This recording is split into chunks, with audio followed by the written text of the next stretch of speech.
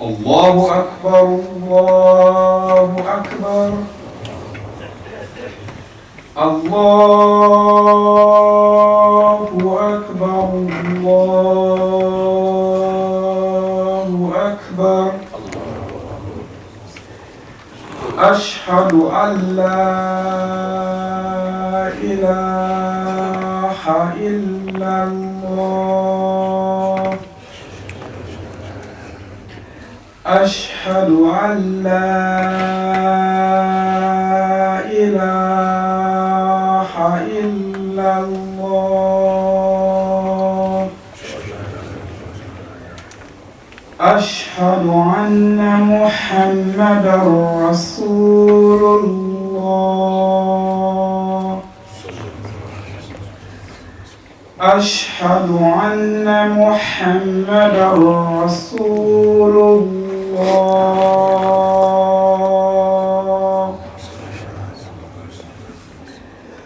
حي على الصلاة حي على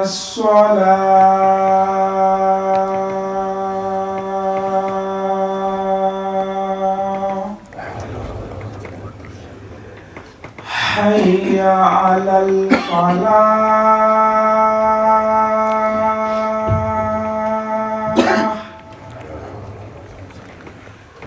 حي على الفلاح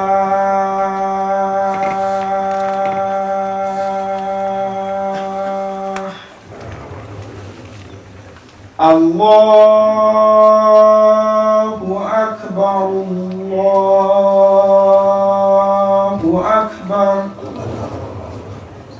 لا إله إلا الله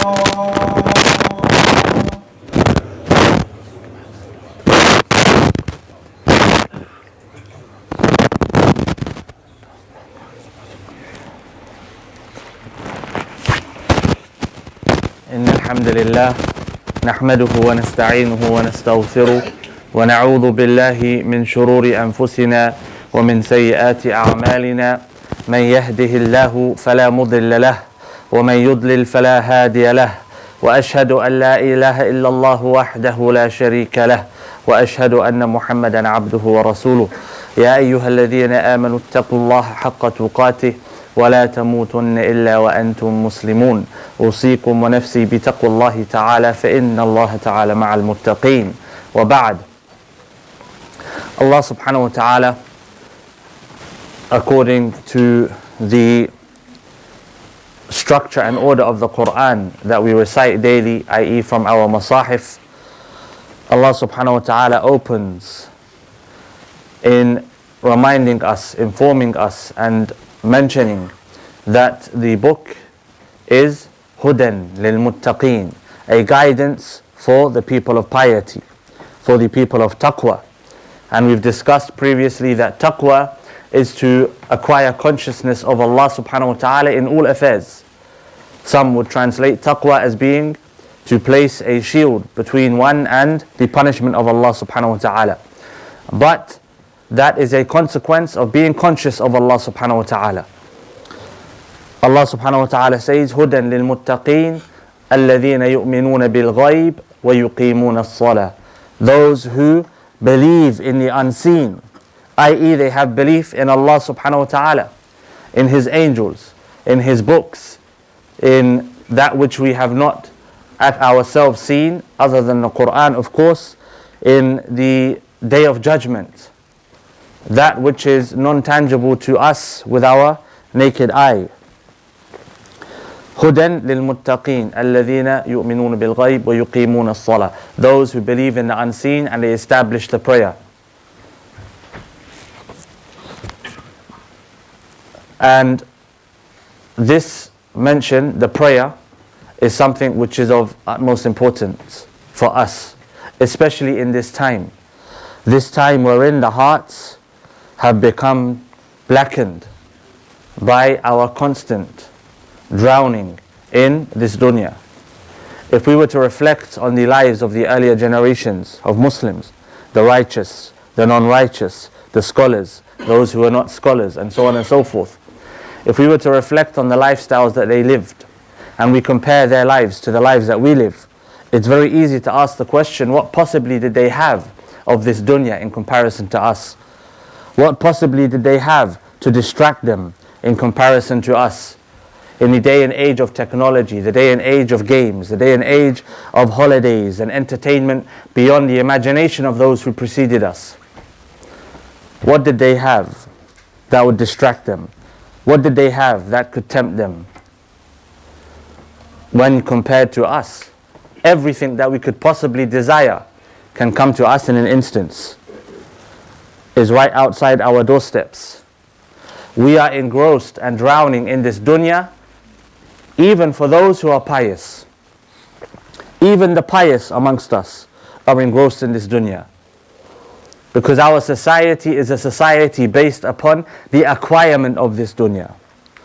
Whereas the people of the past, i.e. the righteous, the Muslims, the mu'mins, those living for Allah subhanahu wa ta'ala, their framework was a framework of life after this dunya.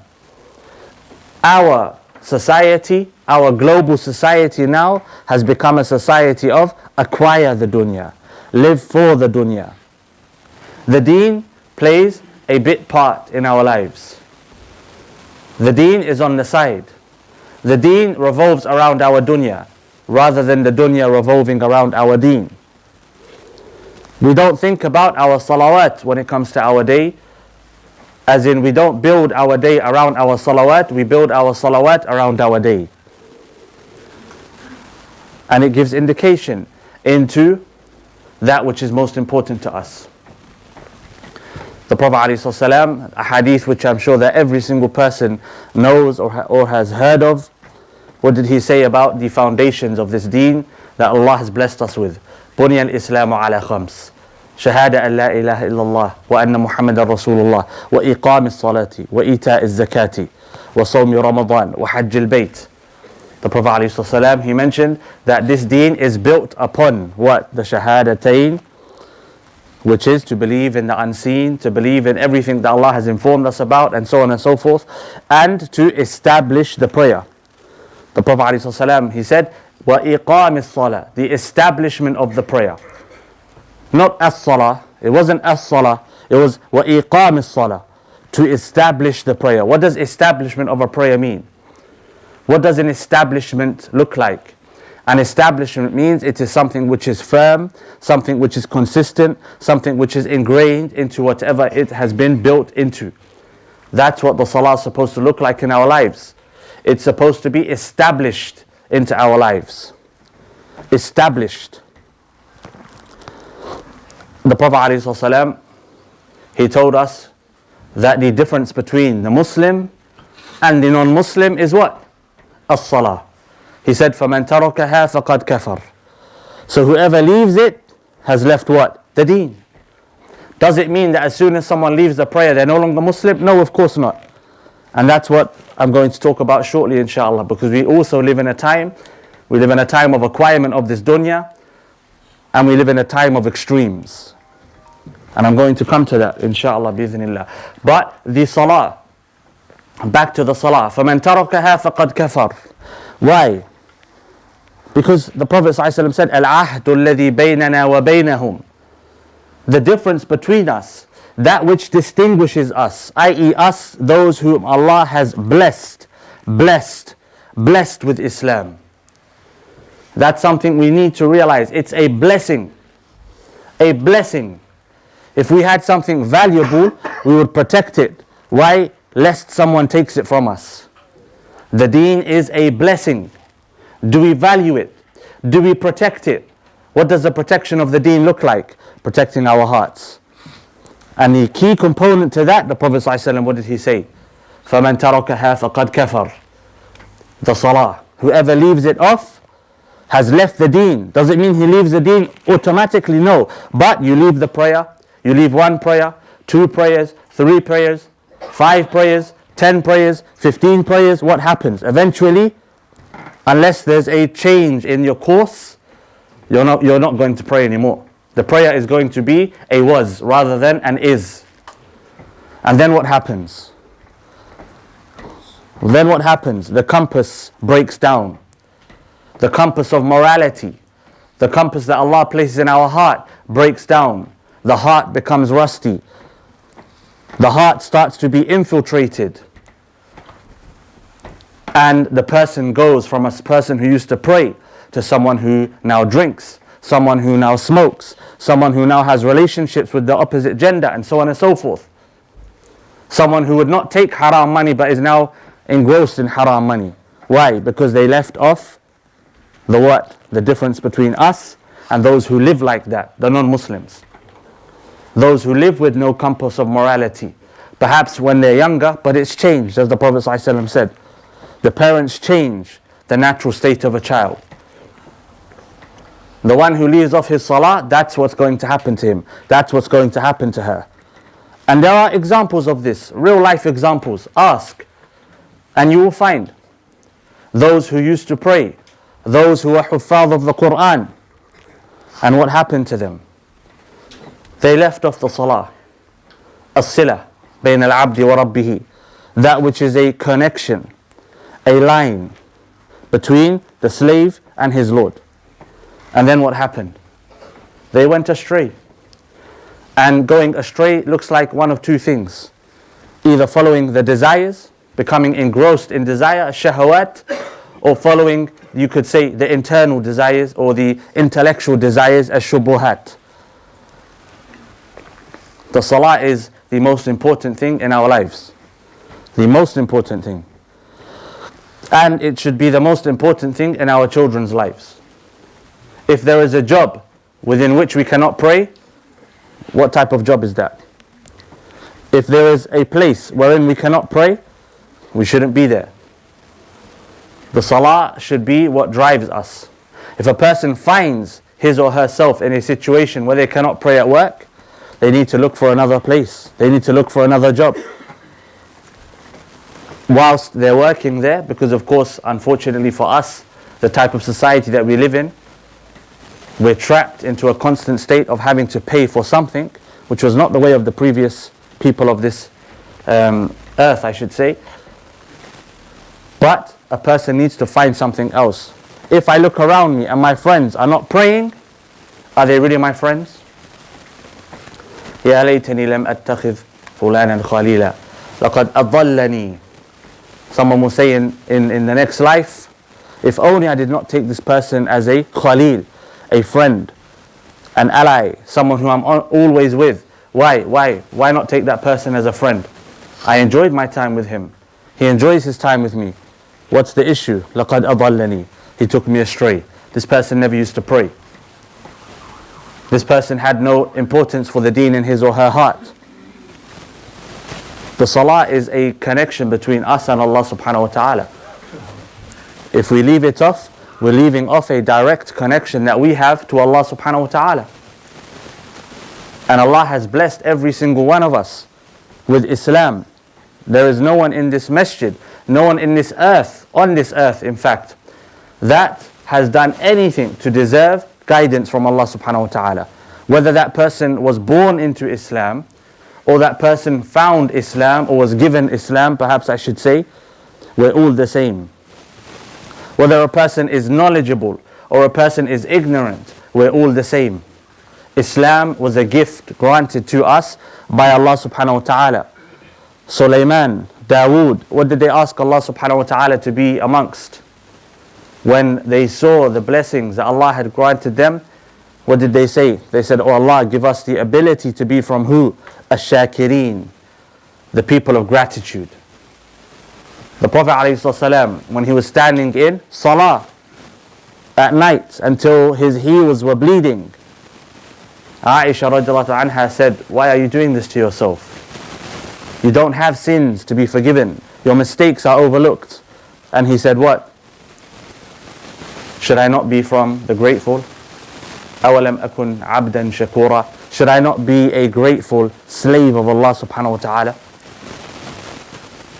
And if we were to take this as our approach to living life, to be from those who are grateful to Allah subhanahu wa ta'ala, Taqwa, piety, will be a consequence of that. We don't have to try to be pious because we will try to be grateful, and piety is a consequence of being grateful to Allah subhanahu wa ta'ala. The pious is the one who is grateful because he knows what Allah has given him or her. The salah is the most important thing that we have in this life. The most important thing. There's nothing which is more important than the salah. There is no person more important than Allah subhanahu wa ta'ala. So when we put a person over our salah, we're putting a person over Allah. When we're putting our jobs or money over the salah, we're putting this dunya over Allah. When we're doing something that we want to do, i.e. our desires are pulling us towards, instead of praying over the salah, we're putting our desire over Allah subhanahu wa ta'ala. The Prophet ﷺ, he said, the most difficult prayer for who? The munafiq. Is which? The Fajr and the Isha. Why? Because Fajr and Isha time, the morning prayer and the night prayer, are times of sleep, times of tiredness, times of comfort. And so for the believer, for the person of gratitude, he wants to show Allah subhanahu wa ta'ala how grateful he is to Allah or she is to Allah by standing in prayer, the first thing that they do in the morning and the last thing that they do before going to sleep. Whereas the munafiq wants to indulge in that which he finds comfortable, in that which he finds engaging. And today, we have competition. We have competition trying to buy the waqt, the time of prayer from us.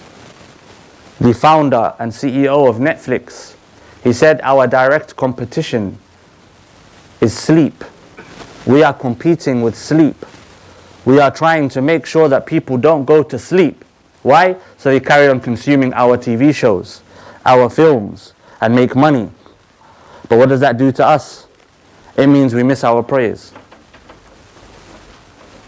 May Allah subhanahu wa ta'ala guide us and protect us from nifaq. May Allah subhanahu wa ta'ala make us from the grateful and those who pray. أقول قولي هذا وأستغفر الله لي ولكم ولسائر المسلمين فاستغفروه إنه هو الغفور الرحيم.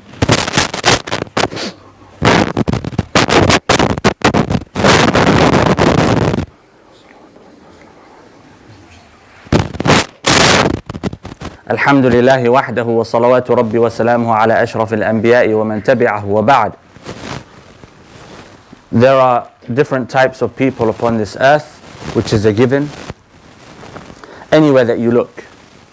And from those who pray, there are different types of people. There are people that you can still see today who love nothing more than to pray. And you can find them, and don't take my word for it. When you go to Mecca and Medina, go and visit some of the front rows and see for yourselves. Those who place their heads into sujood after the Maghrib prayer, and they raise their heads from sujood at the adhan of Isha. You can see it for yourselves. They spend an hour or so just in sujood. And there are those who, when they pray, they resemble roosters or chickens pecking at the earth. They're so quick in their salah. They spend no time in sujood. They don't place their entire forehead, their noses upon the mat. There are those who want to pray to Allah subhanahu wa ta'ala, and there are those who don't want to pray. And of course, there are some whom Allah has placed in the hearts the love of prayer as a gift. And there are others who acquired that love, which is still a gift, but they put the effort into it. How does a person develop the ability to love the prayer? By applying oneself into the prayer.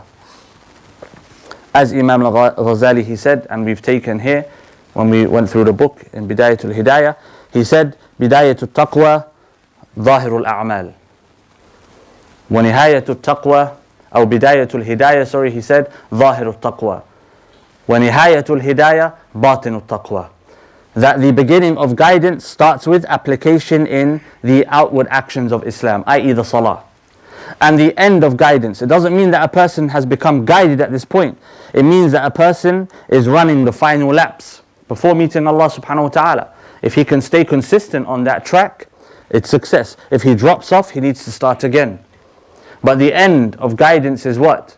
The inner taqwa, where a person develops that inner state of attachment to Allah subhanahu wa ta'ala, consciousness of Allah subhanahu wa ta'ala, love for the salah, love for zakah, love for hajj and siyam, and love for that which this person knows Allah loves.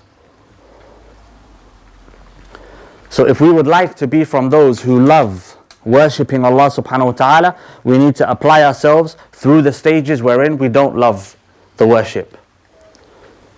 It's a process. If a person would like to get strong, they need to go to the gym and pick up light weights before picking up heavy weights. And they need to go through the burden of forcing the self to go to the gym when they don't want to go to the gym.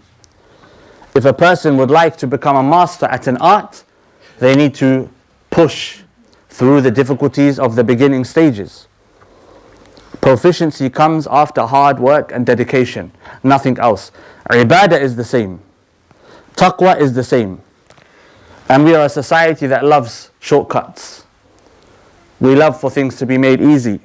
We live a lifestyle of touch a screen and it comes to your doorstep. With the deen, there's no screen that you can touch and it's not coming to your doorstep. You have to leave the house and you have to apply yourself. That's the only way to acquire taqwa of Allah subhanahu wa ta'ala. And the places of taqwa that we should take advantage of before they are taken away from us, the masajid, the houses of Allah subhanahu wa ta'ala. And we have experienced when the houses of Allah subhanahu wa ta'ala closed. For some of us, we still may be experiencing the repercussions of the closing of the houses of Allah, and we don't realize it. And we should take a moment to be grateful to Allah subhanahu wa ta'ala that we have these houses of Allah in place. In China, for example, our brothers and sisters, the Uyghur Muslims there, the Chinese government wants to take the masajid away from them and destroy their masajid. We should take advantage, as the Prophet ﷺ, he said, تَعَرَّفُوا إِلَى اللَّهِ فِي الرَّخَاءِ يَعْرِفُكَ فِي الشِّدَّةِ. Get to know Allah subhanahu wa ta'ala in times of ease, and Allah will know you in times of difficulty. In times of ease, be from the shakireen. And in times of difficulty, Allah will make you from the sabireen. Which brings me to the next point, the point of extremes. We live in a time where everyone expects ease, and we also live in a time where we are inclined toward extremes. And this word extreme, of course, has been politicized. It's been politicized to hold certain connotations and meanings. And I don't mean by the word extreme the political connotations that are attached to the word today. But we have extremes in everything. Likewise, we have extremes of interpretation amongst us. We find today those who are extremely lax when it comes to the deen. Everything is okay. Everything is allowed. As long as it's not harming other people, we can allow it. Because Islam is a deen of peace and love and so on and so forth. And that's absolute nonsense. Islam is a deen given to us by Allah subhanahu wa ta'ala, defined by Him with clear boundaries and a framework and principles which are not to be interpreted by the masses, nor are they to be interpreted by the time. And then we have on the other side another extreme. The extreme interpretation where everything is haram, everything is rigid, everything should be behind a wall and so on and so forth. Where you are either with us or against us. Anyone who is not from us is an enemy, and that's again nonsense and not the way of Islam. Allah subhanahu wa ta'ala, He says, وَلَا يَجْرِمَنَّكُمْ شَنَآنُ قَوْمٍ عَلَى أَلَّا تَعْدِلُوا اِعْدِلُوا هُوَ أَقْرَبُ لِلتَّقْوَى. Do not allow the ill actions of some to make you unjust. Be just. Justice is closer to taqwa. Be just in your judgment of others. Allah subhanahu wa ta'ala allows us to marry from non-Muslims. Allah subhanahu wa ta'ala allows us to eat from non-Muslim food. Allah subhanahu wa ta'ala has not made this deen a deen of extremes. and a deen of hatred. Nor has Allah subhanahu wa ta'ala made this a deen which is extremely open, no boundaries, no framework. No, Allah subhanahu wa ta'ala has given us the balanced path. And Allah subhanahu wa ta'ala has given us that which is best for us. And if I find that my heart, my mind, my desire does not incline towards something which is from Islam, the problem is not Islam, the problem is my mind. The problem is my heart. The problem is my desire. And that's what needs to be changed. It's not Islam that needs to be changed. It's not Islam that needs to be understood. It's a refinement of us that needs to take place. We need to purify ourselves so that we understand and we incline and we appreciate that which Allah has given us, this gift that we call Islam. May Allah subhanahu wa ta'ala make us from the Muslimin and the Mu'mineen and the Mu'mineen and the Muhsineen, and may Allah subhanahu wa ta'ala make us from the Musallin, those who don't leave off their prayers until they meet Him. May Allah subhanahu wa ta'ala place in our hearts love of the salah, and may Allah subhanahu wa ta'ala allow us at all times to make the salah the most important thing in our lives. اللهم صل على محمد وعلى آل محمد كما صليت على إبراهيم وعلى آل إبراهيم إنك حميد مجيد، وارض اللهم عن أبي بكر وعن عمر وعن عثمان وعن علي وعن سائر الصحابة أجمعين. اللهم طهر فساد قلوبنا واجعلنا من المصلين يا رب العالمين. اللهم اجعلنا من الذين يقيمون الصلاة ويؤتون الزكاة ويصومون رمضان ويحج البيت يا مجيب الدعوات. اللهم تب علينا واعف عنا. اللهم انصر إخواننا المسلمين في كل مكان. اللهم انشر دينك بنا يا رب العالمين وفينا يا مجيب الدعوات، وأقم الصلاة.